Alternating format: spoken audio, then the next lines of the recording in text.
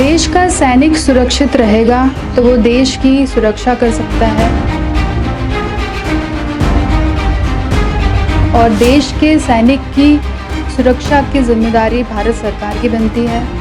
भारतीय सेना भारतीय वायुसेना की स्पेशल कुरियर सर्विस यानी स्पेशल फ्लाइट का इस्तेमाल करती है भारतीय सैनिकों को लाने ले जाने के लिए। पर ये साल 2020 से बंद है और केंद्र सरकार में स्पेशल कुरियर सर्विस का मामला पेंडिंग चल रहा है। इस पर ज़्यादा जानकारी के लिए हमारे साथ हैं 1971 वॉर के हीरो विंग कमांडर विजय कार्णिक सर। सर आपका बहुत बहुत स्वागत है TNN न्यूज़ में। Thank you.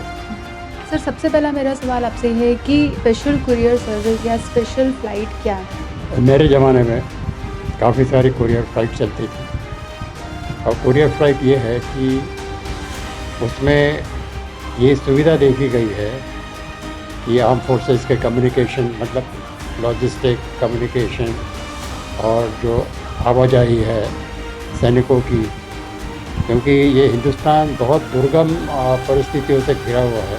आवाजाही के लिए कुछ कुरियर चालू थी। एक तो कुरियर थी उसका नाम था आसाम कुरियर, जो कि पूना से निकलती थी, दिल्ली जाती थी, दिल्ली से फिर जाती थी गुवाहाटी, गुवाहाटी से आते आते सिलीगुड़ी, सिलीगुड़ी से फिर वापस दिल्ली आती थी। ऐसे हफ्ते में 2 बार चलती थी।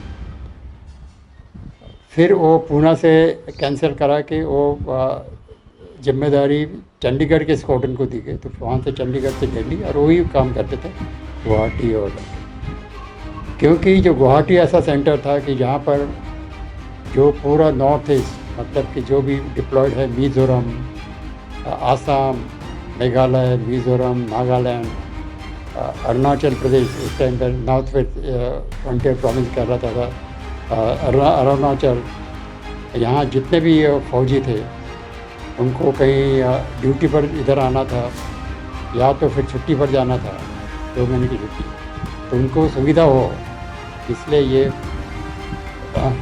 कुरियर चालू थे।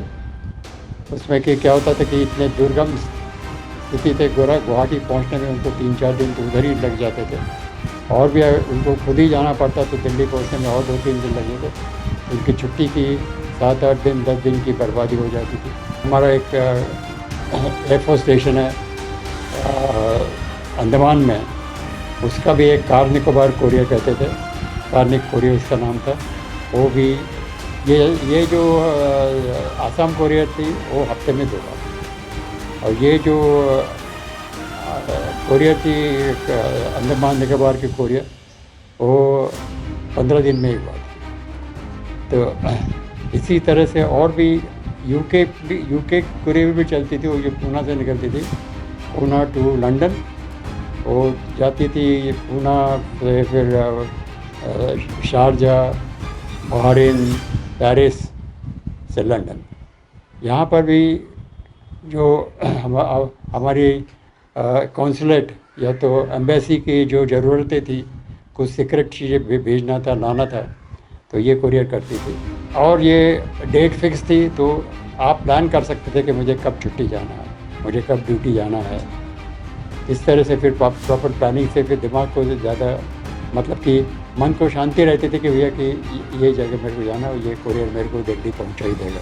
तो भी हम महसूस कर रहे थे कि कुछ कुरियर की कमी है, तो ऐसा लगता था कि ये जो कुरियर्स है ये हफ्ते में 2 की जगह 3-4 बार चले या तो रोज़ चले, जैसे एयरलाइंस की फ़्लाइट होती है। सर ये जो स्पेशल कुरियर सर्विस है ये साल 2020 से बंद है और इसका केंद्र में मामला जो है परमिशन उसकी निलंबित चल रही है, मतलब अभी तक पेंडिंग है।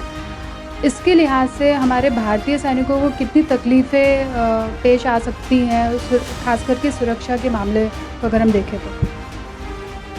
ऐसी बात है कि ये 2020 में जो कोविड चालू हो गया था उसमें कंप्लीट लॉकडाउन हुआ था, और जो आपने जो लॉकडाउन देखा सिविल में, उससे भी ज़्यादा लॉकडाउन हमारे मिलिट्री में हुआ, क्योंकि मिलिट्री का ऐसा है कि यदि कोई कोविड से बीमार हो गया तो पूरी बटालियन फिर वो नॉन ऑपरेशन हो जाएगी, उसको लॉकडाउन में डालना पड़ेगा, उसको 2, 4, 5, 6 महीने के लिए, तो उसको तो वो कुछ एक्शन ही नहीं ले सकते।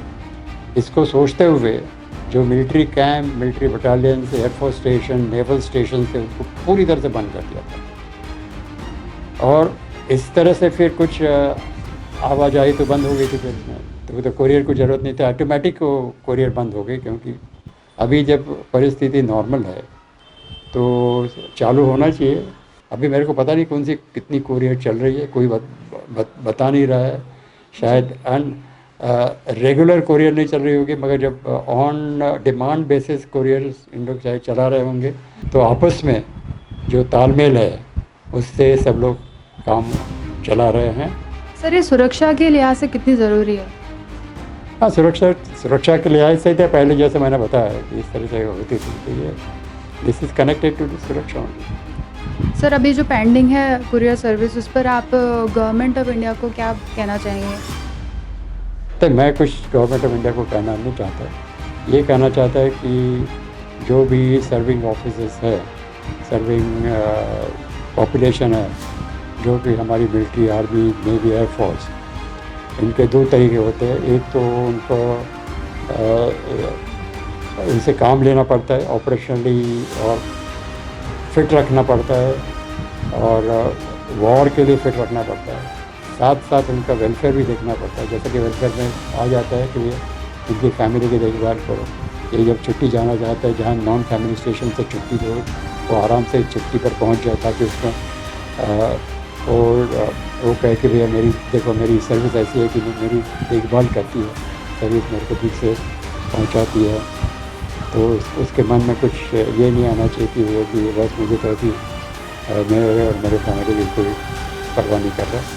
तो जहाँ भी उसकी फैमिली, वहाँ के जो भी आर्मी ऑफिसर्स वगैरह उनकी देखभाल करते हैं, उनकी तकलीफ़ें जानते हैं, तो इस तरह से वो संभाल लेते हैं।